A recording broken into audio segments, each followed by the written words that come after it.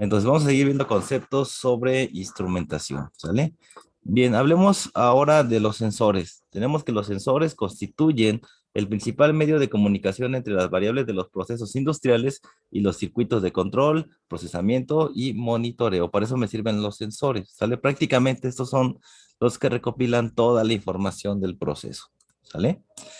Dice, estos son dispositivos que transforman una variable física cualquiera que se encuentra en su entorno, por ejemplo, la temperatura, la transforman en una variable física equivalente, por ejemplo, desplazamiento mecánico, lo cual es posible de cuantificar y manipular. O sea, estos están dándome los reportes, por ejemplo, la temperatura, ¿no?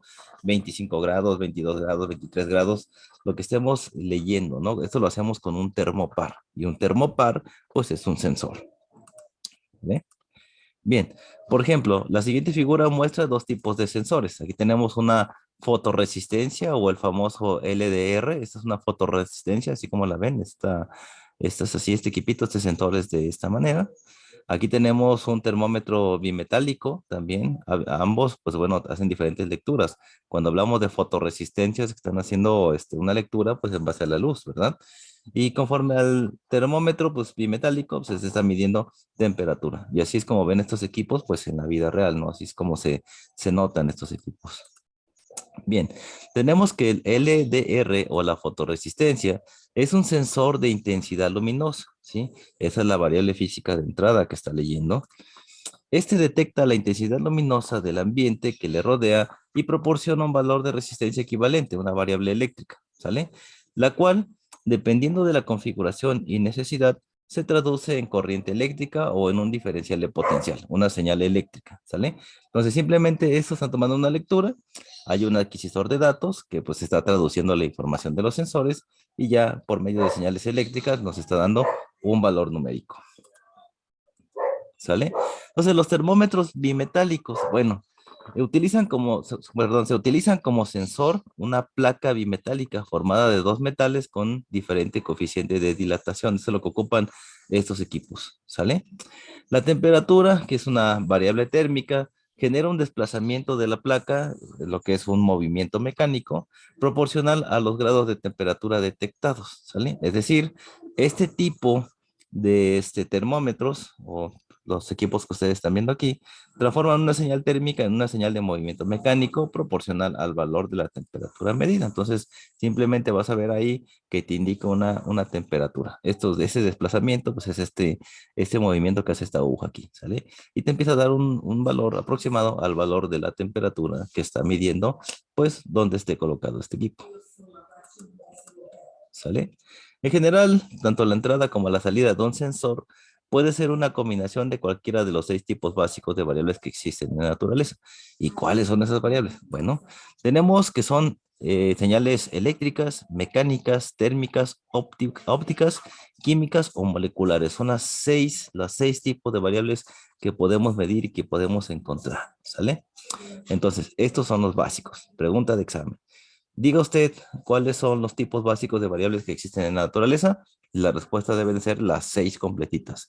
Eléctricas, mecánicas, térmicas, magnéticas, ópticas, químicas o moleculares. Entonces, la sexta puede ser químicas o nada más moleculares, ¿sale? Ahí está. Una preguntita abierta.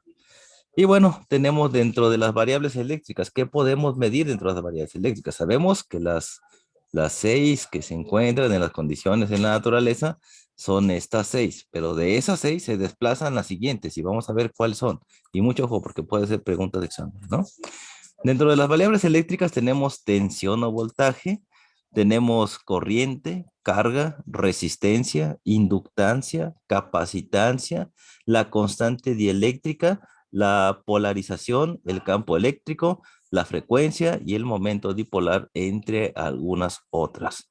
Dentro de las variables mecánicas tenemos las siguientes, lo que es la longitud, el área, el volumen, la fuerza, el torque, la presión, la aceleración, la posición, la longitud de onda acústica, la intensidad acústica, entre algunas otras. Estas son unas cuantas de las variables mecánicas. Entonces, podría preguntar en el examen, ¿no?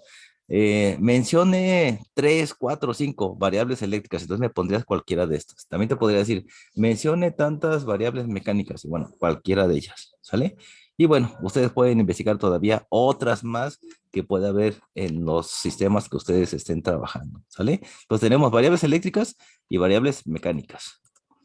Del lado de las térmicas, pues tenemos temperatura, calor, entropía, flujo calórico, entre algunos otros, donde esta variable es bien, bien importante y ahí se los dejo que lo chequen, que tiene que ver la entropía con todos los procesos y la energía que se pierde debido a esta. ¿Vale? Bien, tenemos también variables magnéticas, ¿sale? Dentro de ellas existen la intensidad de campo magnético, densidad de flujo, momento magnético, permeabilidad, entre algunas otras, ¿vale? Y bueno, tenemos también aquí las variables ópticas y dentro de ellas están intensidad, polarización, fase y reflectancia, ¿vale? También tenemos la transmitancia y el índice de refracción, entre algunas otras más, ¿sale? Bien, ahora las últimas, la sexta, las variables químicas o moleculares. ¿Cuáles serían estas? Bueno, pues pon la composición, la concentración, el potencial redox. Es lo que yo les decía mucho aquí, que es importante que ustedes estudien bien, bien, bien la parte de electroquímica, la parte que tiene que ver con corrosión, el intercambio de electrones y todo eso que ven ustedes en la parte de electroquímica. Entonces, bien importante poder determinar el potencial redox. ¿Sale? No se diga más que cuando hablamos de reactores y equipos que almacenan algunas sustancias, es importante conocer la velocidad de reacción. Y por eso es que es bien importante que tú llevas una materia que se llama cinética, química y catálisis, ¿sale? Que la misma te sirve para el curso de diseño de reactores, ¿ok? Dentro de esto también tenemos el pH, el olor, entre algunas otras más variables que puedes llegar a encontrar para lo que son las variables químicas o moleculares. Y eso va a depender de lo que tú estés leyendo en tu sistema, en tu proceso. ¿Sale? Entonces tenemos la estructura y principio de funcionamiento. Bueno, todo sensor, para convertir una variable de entrada a una variable de salida más adecuado para su monitoreo en cada proceso particular, utiliza principios físicos químicos llamados principios de transducción. ¿Sí? Entonces, para que pueda transformar una variable de entrada a una variable de salida, se usan los famosos principios de transducción. ¿Vale? Bien, debido al uso de estos principios, son también llamados transductores. Ah, caray, transductores, y esto ya me parece importante. Y esta de aquí, hay que ponerla ahí cerquita de nuestras notas. Transductores, ¿sí? O transductores de entrada, término menos frecuente. Pero por lo general son transductores. Y hay que ver, pues, qué es un transductor. Lo vamos a ver más adelante. Sin embargo, un sensor puede hacer uso de varios principios de transducción y además incorporar otras etapas que le permitan entregar una señal estandarizada según las condiciones bajo las cuales se está trabajando, ¿sí? O bajo las cuales se está usando este equipo, este sensor, ¿vale? Bien, entonces tenemos aquí una figura, vamos a ponerla acá. Dice, en la siguiente figura se muestra la estructura genérica de un sensor para producir una salida útil en una respuesta a la cantidad, a la propiedad, a la magnitud física que se da a medir o que se desea medir o que se desea detectar. Y entonces tenemos primeramente pues la variable de medida, ¿sale? Y a esa la vamos a tener que transformar a una señal de salida. Entonces esa variable de medida se convierte en una señal de entrada, ¿sale? Entonces llegan al sensor y en el sensor pasa todos los principios de transducción y ahí esa señal de entrada se convierte ahora en una señal de salida, ¿sale? Entonces aquí es como más o menos lo que está pasando. Lo que nos importa es qué está pasando dentro de la black box, ¿sí? O dentro de la caja negra. ¿Cuáles son los principios de transducción? Y lo que hace ahí es simplemente recibir una señal del tipo que esté recibiendo, calor, eléctrico, lo que sea, y traducir esa información que está entrando al principio de transducción, convertirla en una señal eléctrica, neumática, mecánica, para que el traductor o el adquisidor de datos pueda poner o recibir esos datos de una manera tal que pueda interpretar un valor. Y eso es lo que pasa ahí en el sensor y eso es lo que pasa con los principios de transducción. Es como decir, traduce una señal que recibe de cualquier tipo y la traduce a una señal mecánica o una señal neumática o mecánica, ¿sale? Entonces lo único que hace ahí el transductor tiene que volver tiene que recibir la señal del sensor y simplemente de ahí traducir la información en una señal que pueda ser interpretada por ese adquisidor de datos.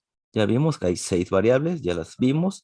También vimos que dentro de esas 6 variables se deducen algunas de ellas, por mencionar algunas de cada una de ellas. Y bueno, estamos viendo que también un sensor recibe una señal de entrada y la traduce a una señal de salida para que pueda ser interpretada por el adquisidor de datos. Entonces, los principios de traducción se clasifican en principios primarios de traducción y principios secundarios. Vean cómo se va desglosando todo esto. Y ojo, porque aquí hay muchas preguntas para el examen y puede ser un examen muy cargado o un examen muy simple. Entonces, vamos a ver cuáles son esos principios primarios y cuáles son esos principios secundarios de traducción. Entonces, tenemos los principios primarios de traducción. Son aquellos que tienen como variable de entrada la señal o variable de interés. ¿Sale? Bueno, los secundarios son las variables de entrada en la que la estructura de aplicación de un principio primario de transducción. Entonces ahí la variable de entrada es la que resulta de la aplicación de un principio primario de transducción. Eso es, ¿sale? Entonces, esta diferencia en los principios de transducción solo se establece cuando un sensor usa dos o más principios para realizar la transducción de la señal de entrada. Si usa un solo principio, a este solo se le denomina únicamente principio de transducción, nada más, si solamente usa uno. ¿Ok? Bien, entonces tenemos ahora la clasificación de los sensores. Bueno, ¿cómo clasificamos los sensores? Bueno, actualmente, dada la cantidad de sensores que existen, es complicado realizar una clasificación para todos los sensores que hay. Sin embargo, a continuación se va a mostrar pues la clasificación más general de estos sensores, ¿sale? Entonces tenemos que se pueden clasificar por su principio de funcionamiento, ¿sí? Y dentro de ello se clasifican entre activos y pasivos, ¿sale? Y también por el formato de señal que generan. Dentro de ellos tenemos analógicos, digitales y temporales, ¿sale? Ahí están las clasificaciones de los sensores. ¿Qué más tenemos? Bueno, también vamos a clasificar, depende del rango de valores que proporciona. Y esto significa el todo o nada, el famoso on-off, ¿sí? El famoso encendido o apagado. Entonces, es eso. El rango depende todo o nada, o de la medida, ¿sale? También tenemos de acuerdo al nivel de integración, donde pueden ser discretos, integrados e inteligentes, ¿sale? Bien, tenemos conforme a la variable física medida. Bueno, ahí tenemos mecánicos, eléctricos, magnéticos, acústicos, ópticos, de radiación, entre algunos otros. ¿Vale? Y según la naturaleza de la magnitud, también tenemos que es temperatura, presión, posición, proximidad, humedad, nivel, caudal, velocidad, fuerza, vibración, entre algunos otros. ¿Sale? Entonces, miren las clasificaciones de los sensores, cómo se van desmenuzando y cómo va habiendo demasiada información. Entonces, va a depender del tipo de proceso y el tipo de sensor que nosotros estemos ocupando, pues para llevar a cabo todo este monitoreo a lo largo del proceso. ¿Sale? Y tenemos también la clasificación según su principio de funcionamiento, ¿sale? Y bueno, esta clasificación se basa en el uso o no uso de fuentes externas por parte del sensor para realizar la transducción de la señal. Y entonces, de este modo, se entiende que los sensores pueden ser pasivos o activos, ¿vale? Bueno, dentro de los sensores pasivos o modulares, tenemos que son aquellos que usan una o más fuentes de energía externa y se emplean principalmente para la medición de señales débiles. Entre estos tenemos lo siguiente: los RTD o termoresistencias, los sensores de presión o de presión capacitivos, perdón, y los LDR o fotoresistencias que ya habíamos mostrado un equipito hace un momento, ¿vale? Bien, tenemos también sensores activos o generadores, ¿sale? Estos son aquellos que para realizar el proceso de traducción no requieren de fuentes auxiliares de energía, ¿sale? Solo hacen solitos. Un ejemplo típico de este tipo de sensor, pues son las termocuplas, ¿sale? Entonces, en la siguiente figura se muestran ejemplos de sensores, uno pasivo que es el LDR y otro activo como lo es la termocupla. Ese es el que habíamos visto hace un rato, simplemente que ahora visto de manera vertical, y la termocupla es este que tenemos aquí. Y entonces tenemos que el pasivo es el LDR y el activo es la termocupla, ¿sale? Ahí están dos tipos de sensores diferentes. Y bueno, hablemos de manera general. ¿Cuál es la clasificación de los sensores según el tipo de funcionamiento? Decíamos que son activos y pasivos. Dentro de los activos tenemos los piezoeléctricos, los fotoeléctricos, de los cuales se desglosan los fotoemisivos y los fotovoltaicos. Tenemos también los termoeléctricos, que es los electromecánicos, y los fotovoltaicos, entre algunos otros. Dentro de los pasivos tenemos resistivos e inductivos y semiconductores, ¿sale?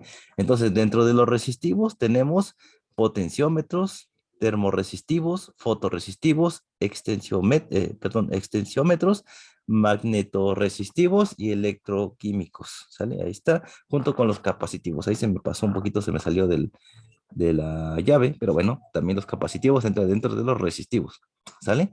Y dentro de los inductivos tenemos la reductancia variable, la permanencia variable, el transformador variable y los magnetoestrictivos, ¿sale? Y bueno, finalmente dentro de los pasivos también tenemos a los semiconductores. Entonces aquí tenemos una clasificación de sensores según el principio de funcionamiento. Una hora después. Bueno, vamos a ver unos medidores. Tenemos el medidor de deformación mecánica y bueno, es el dispositivo mecánico que comúnmente se utiliza para medir la presión, que es el tubo de Bourdon, ¿sí?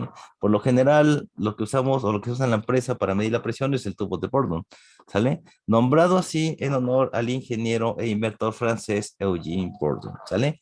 Consta de un tubo metálico hueco doblado con un gancho cuyo extremo se cierra y se conecta a la aguja del indicador en la carátula. Aquí lo podemos ver. Mira. Aquí está este gancho y se conecta a la aguja que está marcando. Toma una lectura y empieza a mover la aguja gracias a la acción de lo que está midiendo, ¿sale? Sobre todo, lo que está midiendo pues son las cosas de presión, ¿sale? Bien, entonces por lo común, el tubo de Bourdon se usa para el máximo, bueno, el máximo rango requerido que sobrepasa más o menos 1.758 kilogramos sobre centímetro cúbico, entre comillas, son 25 psi, para medir presiones de vacío y combinados, ¿sale? Bien.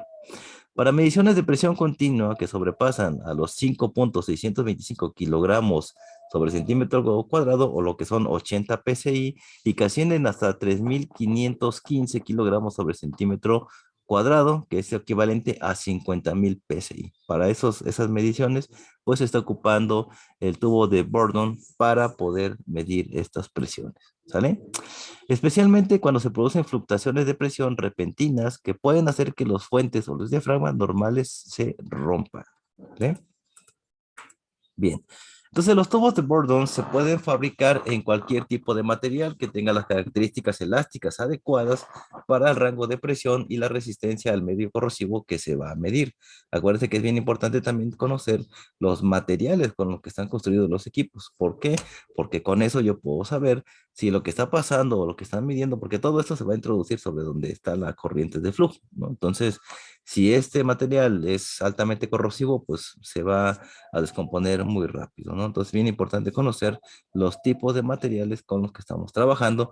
¿Y por qué es importante electroquímica? Porque hay que ver que los materiales sean adecuados para combinarse. No puedo poner un tubo de acero inoxidable con un tubo de cobre. Ahí va a haber un intercambio de protones y va a haber una pequeña reacción química debido a la electroquímica, y entonces no es posible hacer esos o hacer esas adaptaciones de esos materiales con otros materiales. Entonces, bien importante buscar y tener información sobre los tipos de materiales. Entonces, algunos materiales usados para estos equipos pues son el latón, que es una aleación entre cobre y zinc, el acero inoxidable y el bronce bañado en estaño, ¿sale? Entonces, ahí está. Bueno, entre algunos otros, ¿verdad? Ahí está.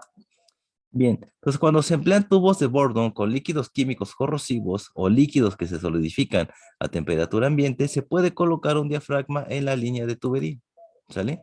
Otra precaución que debe de tomar en cuenta en la mayoría de los medidores de presión es que no debe instalarse en equipos que tienen vibraciones excesivas, ¿sí? Si hay muchas vibraciones, el medidor pues no va a dar la medición correcta, ¿sale? Y ustedes saben o ya deberían de saber que las tuberías por lo general se mantienen en constante estado de vibración.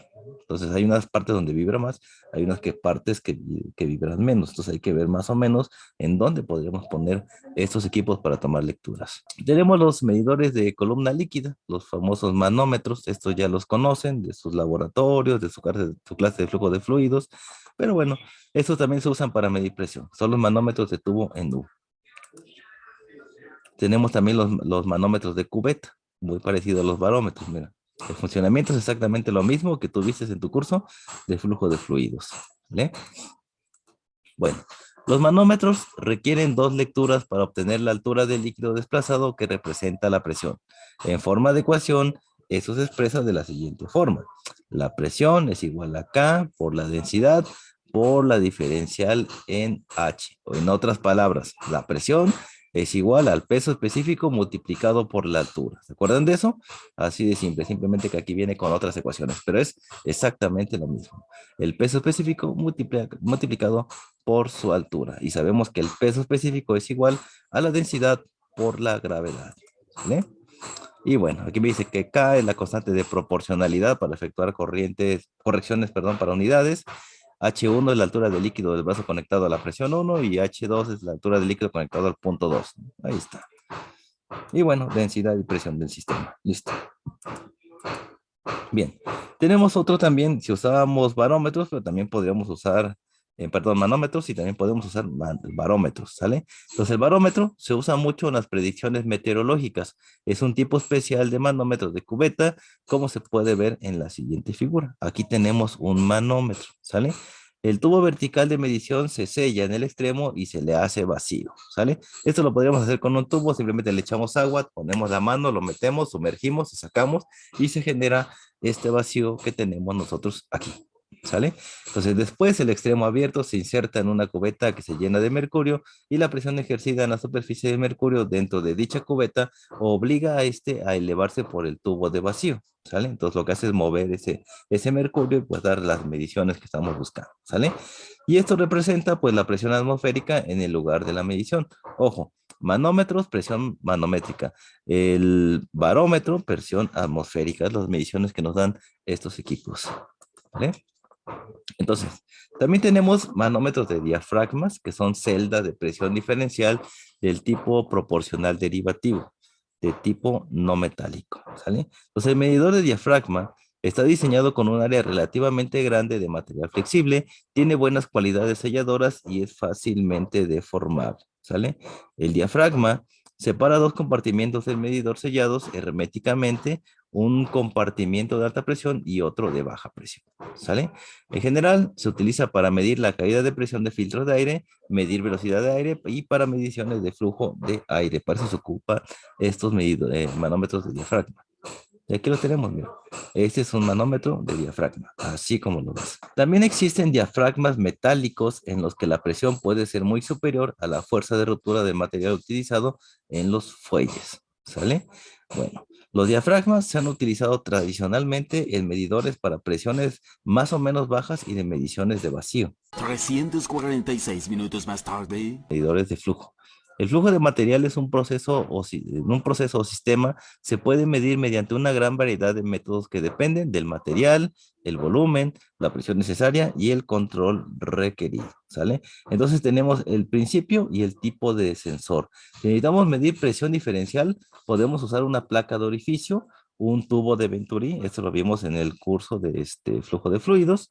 También pueden usarse tubo de Anubar, el tubo Python, ¿sí? Para medir la presión diferencial.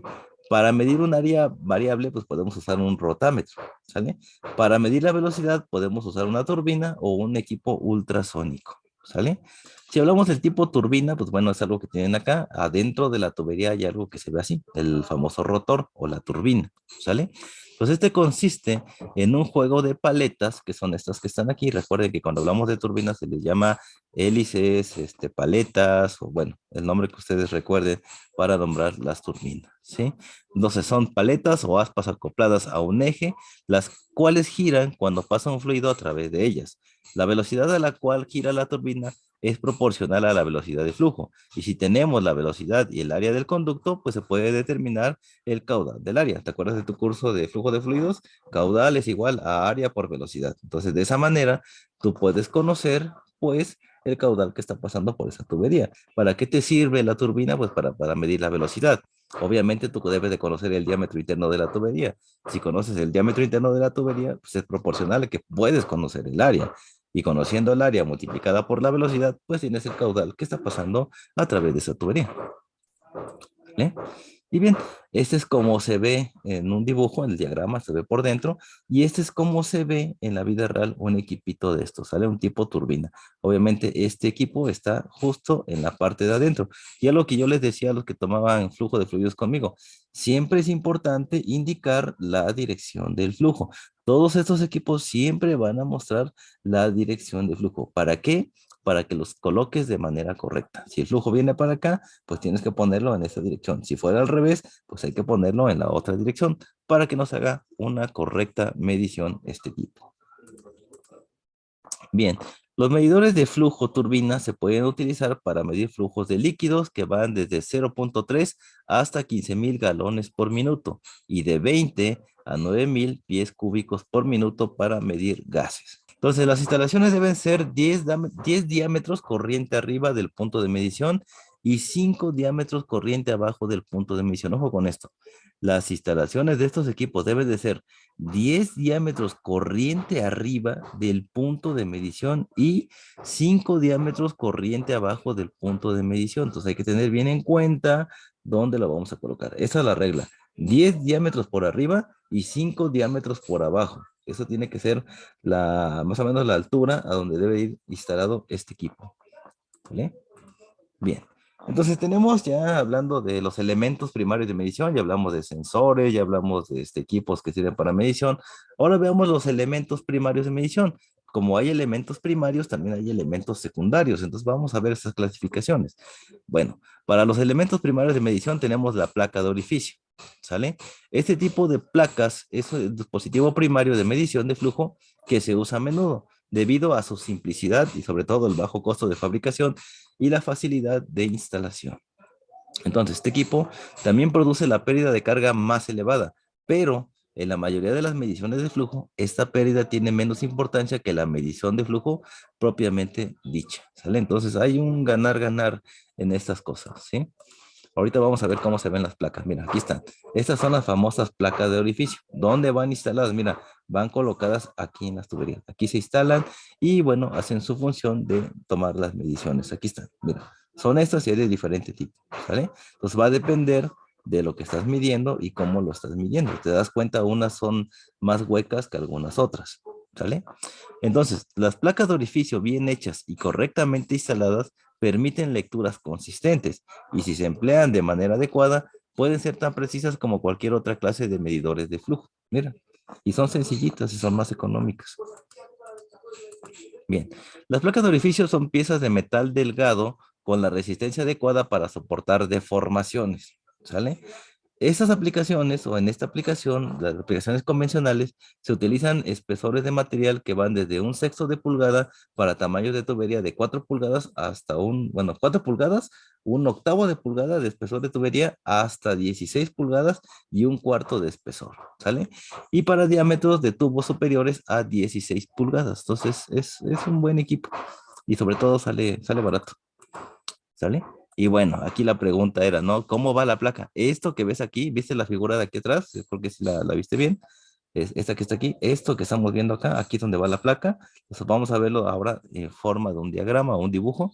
Mira, aquí justamente en esta parte de aquí es donde se coloca la placa de orificio. Entonces, no produce mucho ruido ni mucha pérdida en el caudal, simplemente está aquí para hacer esa medición. Y ya viste que los orificios o los diámetros que tienen cada una de ellas, pues son completamente diferentes y va a depender, pues, de tu proceso. ¿Eh? Entonces dice, en la figura se muestra una instalación típica de la placa de orificio concéntrico que muestra el contorno de flujo. Cualquier fluido que pasa a través de la apertura a una escuadra con filo tiene el contorno de flujo indicado. Entonces aquí hay que tener pues una precisión de lo que se está midiendo, ¿sale? El diámetro más pequeño de la corriente se conoce con el nombre de vena contracta y es algo que más o menos también hacían los tubos de Venturi, ¿sale? Pero me sale más barato una placa de orificio que un tubo de Venturi, ¿sale?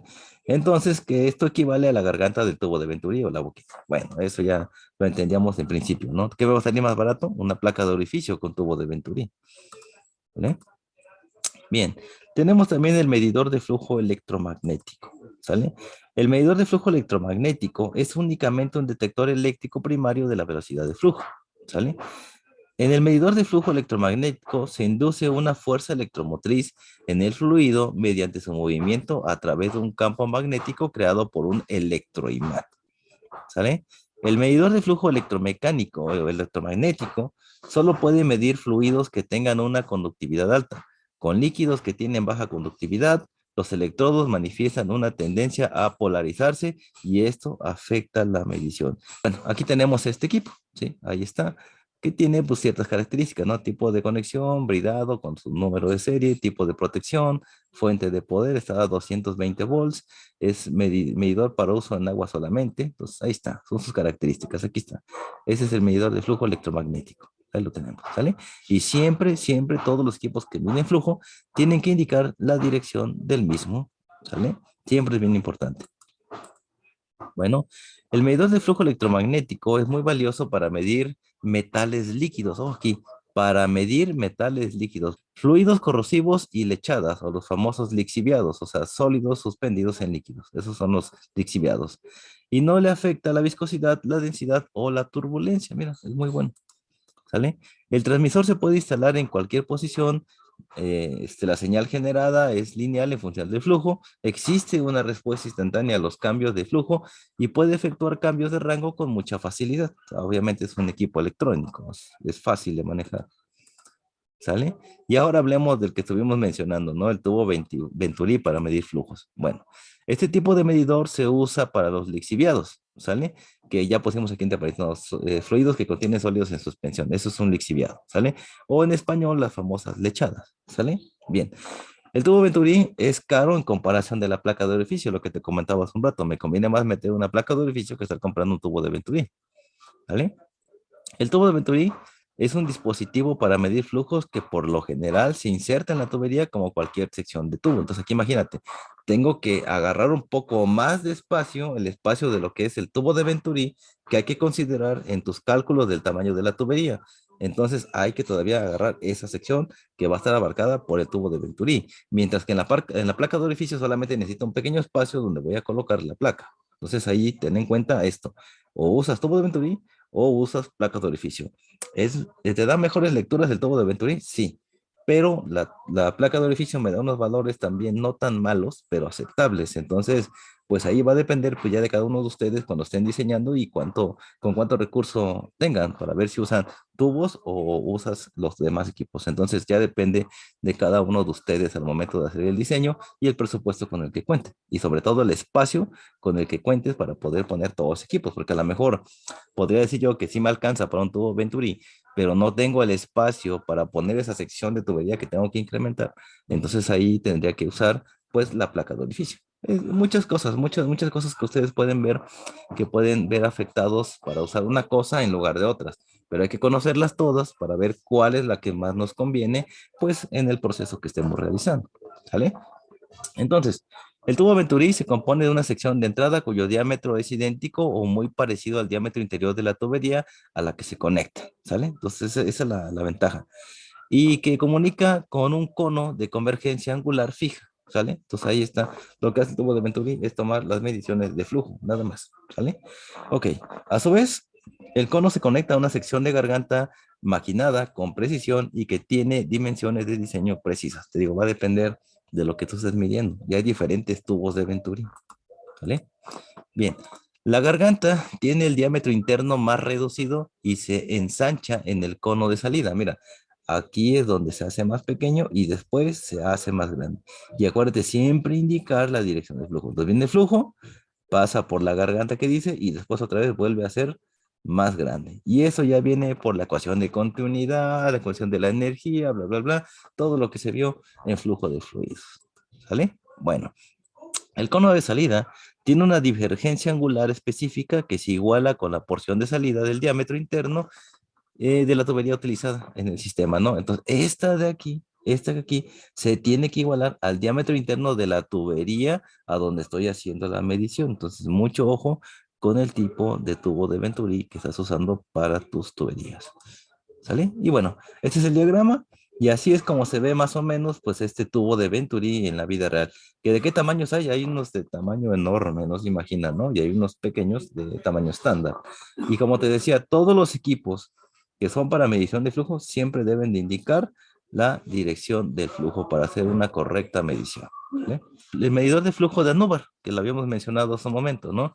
El medidor de flujo de Anubar es una versión comercial del principio del tubo Python, ¿sí? Es una versión más comercial. Ahorita vemos que es el tubo Python. El diseño se basa en la ecuación fundamental del flujo de Bernoulli. ¿Te acuerdas de la ecuación de Bernoulli? Bueno, a esa ecuación se ajusta el flujo de Anubar, ¿sale?